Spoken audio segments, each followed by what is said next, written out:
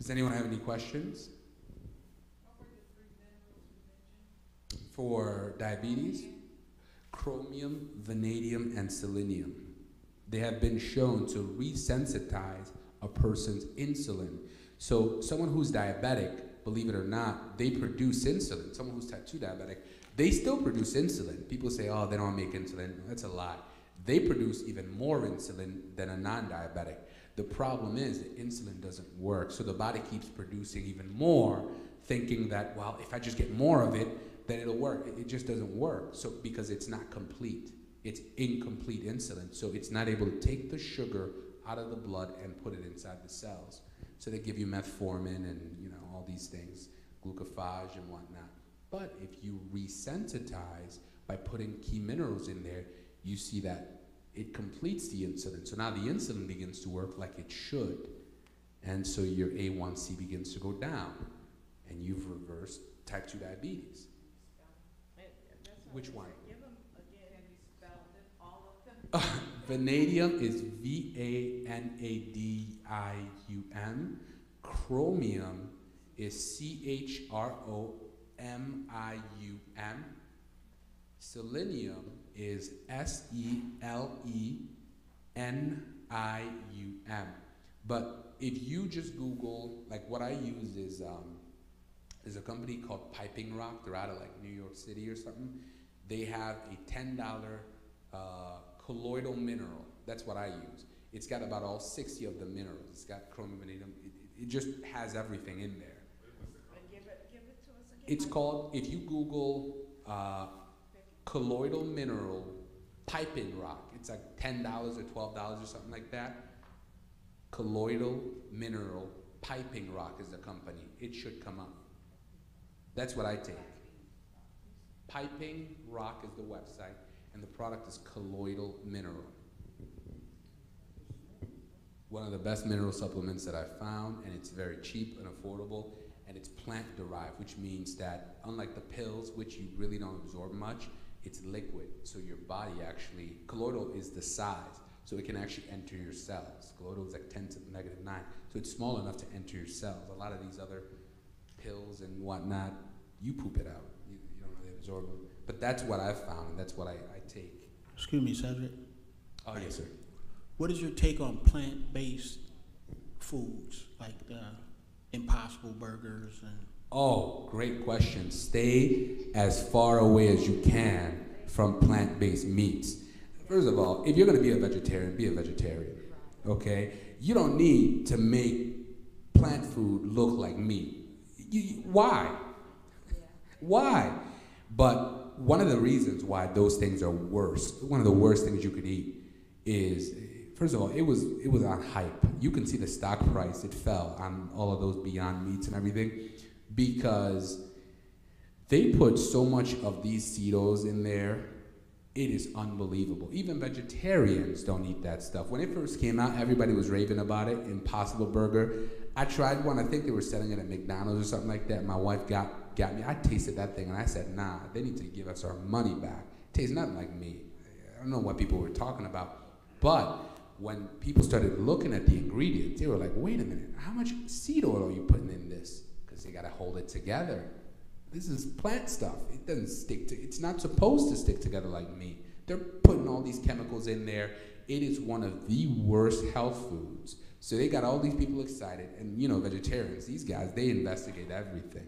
When they started investigating it, they found that the things they were putting in this stuff was worse than what was out there. It's one of the worst foods. If you go and talk to like a vegetarian or vegan that is big on this, they'll tell you it's one of the worst things.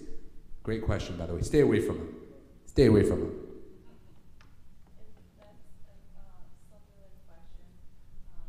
I thought I was eating healthier because I'm allergic to like peanuts and seeds. So I got soy butter. And I'm like, well, soy is highly processed, but that's mostly my option when I want to eat nuts or. Yeah, no, and that's unfortunate. That's unfortunately your situation. I mean, you got to have a butter, and you can't eat regular peanut or anything like that.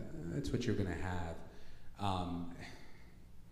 I mean, it's hard to come up a way around there because remember, a lot of these allergies are actually initially triggered by the crap that we're exposed to. That's why your body reacts to things, right? Your body reacts to things because it's been triggered. Like, is there a way to reverse it, or?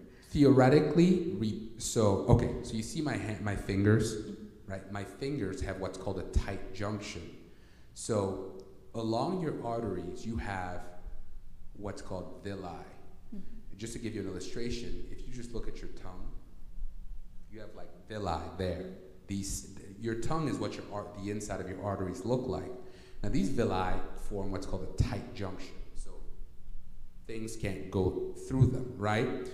When you eat, like modern society, stress, seed oils, all these things, they weaken this, they damage it, right? They weaken it. So, the tight junction isn't so tight anymore. So every time you eat something that shouldn't go through goes through and enters your bloodstream. Remember, the Bible says the life of the body is in the blood. As soon as that happens, the body freaks out. Red alert, emergency. You get what's called an allergic reaction. Hives, all this stuff. Maybe you got to go to the emergency room. When your body remarks that something entered that shouldn't have entered and caused this thing, your body is going to mark that, whatever it is, gluten, whatever it may be. It's going to say, this cannot enter this body. And every time you do, it flips out and it causes that allergic reaction. So theoretically, being able to rebuild your gut will close that tight junction up so that when something goes through, it doesn't slip through the cracks, right? Like, gluten is, for example, someone who's who's very gluten sensitive, one of the things they could do is they could take a digestive supplement that helps strengthen their stomach acid. Because the reason gluten causes people so much trouble is that it goes in your gut undigested. So it's not broken down. So when it does cross into your bloodstream, your body just loses it. But if you could increase the acidity of your stomach, right? The stomach is probably the only place in the body that should be acidic. Mm-hmm. But what people don't know is you can control the level of acidity. You can make it very strong or very weak. Anyone with acid reflux or GERD or any of these digestive issues has weak acid. Weak. If you can make your stomach acid strong, which you can, it now can break down anything.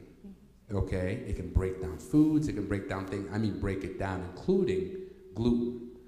So theoretically, someone who's gluten intolerant, who makes their stomach acid very acidic, then eats a gluten-based product like bread or something like that, should not have a reaction. But it takes some work to do.